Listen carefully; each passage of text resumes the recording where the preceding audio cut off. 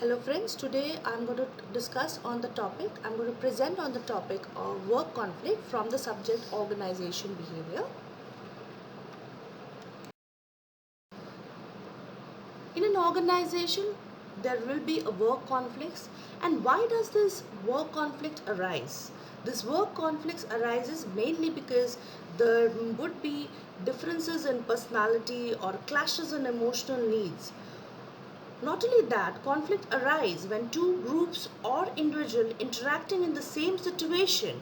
They see the situation in a different manner because of different set of settings, information pertaining, different levels of awareness, because of which there would be a lot of disagreements and chaos, and that is why there is conflicts. Now, what sort of conflicts arises is mainly there may be three types of conflicts that is in common in organization, that is task conflict, relation conflict, and value conflict. Although open communication, collaboration, and respect will go a long way towards conflict management, but these are some of the common types of conflict which actually affects the work environment. Some of the components which I have mentioned over here are incompatibility of goals.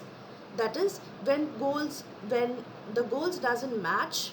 I have a certain goal, the other person had a certain goal, and then there would be differences in the opinions. Then there can be situations where there can be conflict. Inevitable process, yes, this is something which is not, which we cannot avoid. There would be conflicts in organization, and one has to be ready to understand or the what type of conflicts the organization is facing, and how do we resolve this kinds of conflicts, what are the various ways by which we can resolve this conflict. So we need to keep our minds open, and we have to understand that this is something which is inevitable.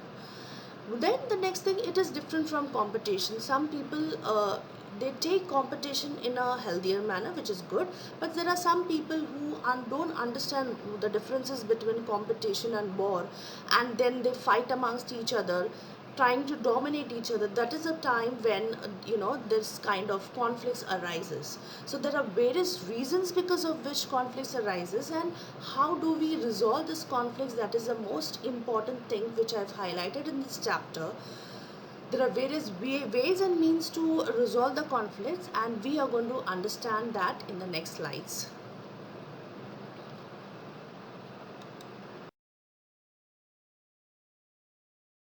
Now let us understand the causes of conflict. First is lack of trust. When you don't trust your colleagues, that can be one reason that conflicts occurs. Everybody come from different backgrounds, so definitely we have different sets of values, beliefs, and all, and there would be clashes amongst each other in terms of understanding each other because of different sets of values and beliefs. The next is personality clashes. Yes, we are all different in terms of nature, and it becomes difficult to make or understand or convince the other person what we go through or what we feel. So a lot of people do understand, a lot of people don't understand. So when people don't understand, that time there can be a lot of personality clashes amongst each other. Threat to status. Now again, maybe a success of one employee can be a threat to another employee, where he see him as a threat, not as his colleague but as a threat. So that is also one way, that he start maintaining distance from him, or maybe start feeling jealous about him. So this is something which is very very natural amongst humans, and we have to be mature enough to understand that whatever the employee is having in him, nobody can take it from him. So we don't have to be feeling insecure about somebody's success or about somebody's status, because some what we have, nobody can take it from us. And yes, what we lack, we can definitely learn. There's always a scope of learning in life. So never take things in a negative manner. That is one way how we can avoid this threat to status. The next is a difference in perception. Again, this is the explanation of the second repetition of the second point, that is different set of values. Yes, different set of values and beliefs, same like that we also have difference in perception. I may perceive a certain thing in another manner, the other person can perceive the thing in some other manner. Our perceptions differ, and because our perception differ, there will be a lot of disagreements among each other. But then we have to understand that our perception is not always correct. So many a times we have to agree to the terms and conditions of the organization, because the organization is work culture is something which is common for everyone, and it is always going to give us a good output, so we don't have to argue and disagree about something. Now next is problem of multiple roles. We all play multiple roles in our life, and that also can create a lot of stress in us. And we need to do a lot of multiple tasking. People who cannot handle that multiple tasking, they get into frustrations, and they try to throw that frustration on other people by shouting, yelling, fighting, which is not good, which is very harmful. Problems in setting goals. Again, when the organization is setting goal, it has to be practically realistic. Never set a goal which is difficult for an employee to achieve, or very very impossible, next to impossible to achieve. Even though we say that impossible is next to is found in the dictionary of fools, and every possible everything is possible, but there are some things which are difficult, which is difficult to achieve. So always try to have a realistic goals which is motivating employees to achieve. They work and they work better and better to achieve the goals. Organization change. Again, when there is a new change in the organization, people do try to resist those change. They try to not cooperate. They try to avoid the conversations, avoid the meetings. So we have to make them understand that every change is positive, it is progressive, and that can be done only when we can remove the negativity from their mind and create a kind of positivity in their mind by making them understand that this is going to help the organization and to grow. And as the organization grow, even the employees also get an equal opportunity to grow in terms of career prospect. We resolve the conflicts. What are the strategies? Very simple. Try to stimulate positive conflicts. Try to have a positive conversation. Try to have a positive argument rather than entering into an argument which is not going to yield any sort of output to us. Resolving dysfunctional conflicts. Yes, a conflict which is dysfunctional means a conflict which is going to give you no productivity at the end of the day. So we have to keep ourselves away from such kind of dysfunctional conflict. We have to negotiate, we have to resolve this kind of dysfunctional conflicts, so that we can help employees to overcome this kind of dysfunctional conflicts and create a positive environment in the organization. Now, one of the main strategy is negotiation, where Stephen Robbins has defined that negotiation is a process in which two or more parties exchange goods or services and attempt to agree on the exchange rate for them. In simple words, it is where we come to a situation, win-win situation. We try to make sure that nobody is harmed by a conflict. We try to bring a positive output.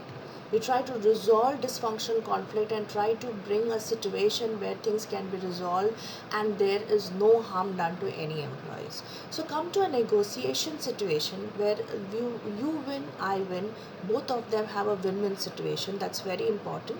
So when we try to resolve conflicts, when we try to come to all this kind of negotiation strategies, a lot of problems, a lot of conflicts can be resolved, and we can have a better environment to work. Let's understand the negotiation process. Successful negotiation requires a good preparation. There are 5-step models how managers should go through the negotiation process. Some of the points that one need to pay attention before starting to negotiate are: the first one is preparation and planning for the negotiation. A good negotiator goes fully prepared for the negotiation. He does his homework thoroughly before sitting at the negotiation table. The preparation of a good negotiator involves trying to understand the nature of conflict and the history behind the conflict. The negotiator should also know what his goal is. The negotiator should be clear as to what he wants to get from the negotiation. Clarity of the goal helps the negotiator to focus and prevent him from getting involved in any other not so important issues.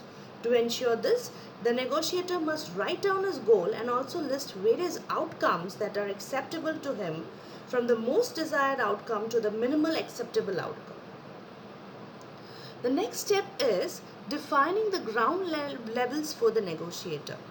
The initial preparation helped the negotiating parties in deciding on the rules and procedure for the negotiation. The framework within which the negotiation will take place is it includes the person doing the actual negotiation. Second thing which includes is the place of negotiation. The third aspect is a time restriction, if any, that is applicable to the negotiation.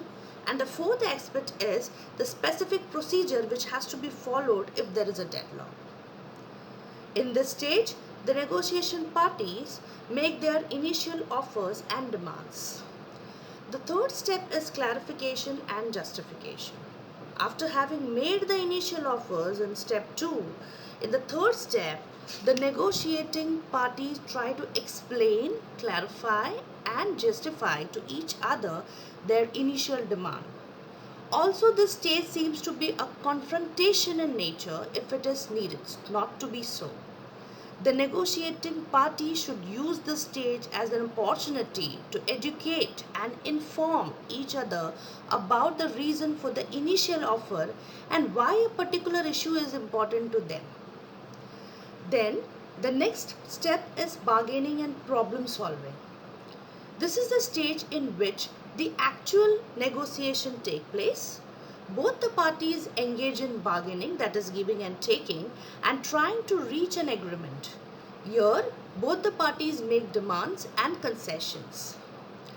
After that, the next step is closure and implementation. In this, this is the final step, and in this step, the two negotiating parties come to a formal agreement. The two parties also decide on a procedure for the implementation and monitoring of a formal agreement. The negotiation usually ends with a formal contract and a handshake, which is a friendly approach. Now let us understand what is third party negotiation. Sometimes, despite the best efforts of both sides negotiation, sometimes it reach a dead end. In such cases, the help of third party, someone who is not directly involved in the conflict, is asked to come and sort down the matter. The role of the third party may be in these four forms, that is mediator, arbitrator, conciliator, and consultant. Now what is a mediator? A mediator is a neutral third party who facilitates a negotiated solution by using reasoning, persuasion, and suggestions for alternative. Mediator has no formal powers and they cannot impose an agreement on both the sides. They seek to clarify the issues involved and enhance communication between the conflicting parties. The mediator's role is primarily that of a facilitator, which helps the two sides towards an agreement that both parties find acceptable. Next is arbitrator. An arbitrator is a third party to a negotiation who has the authority to dictate an agreement. Here, the arbitrator is more powerful than the mediator. An arbitrator has the power to impose, strongly recommend the terms of an agreement. Arbitration may be voluntary or compulsory.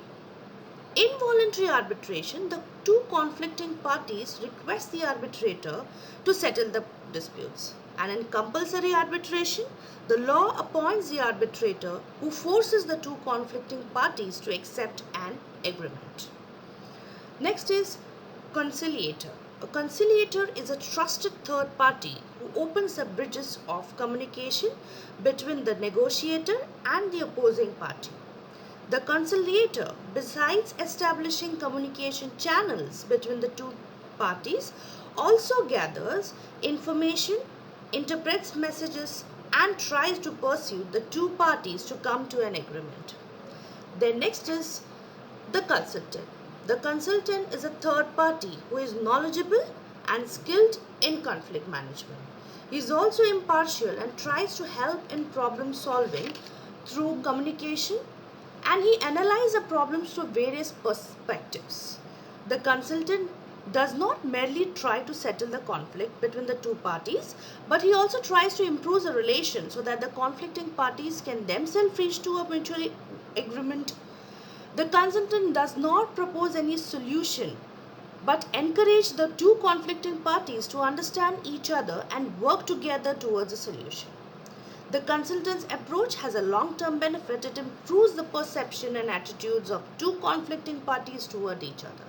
So, these four third party negotiations are sometimes used when it is required on a serious note.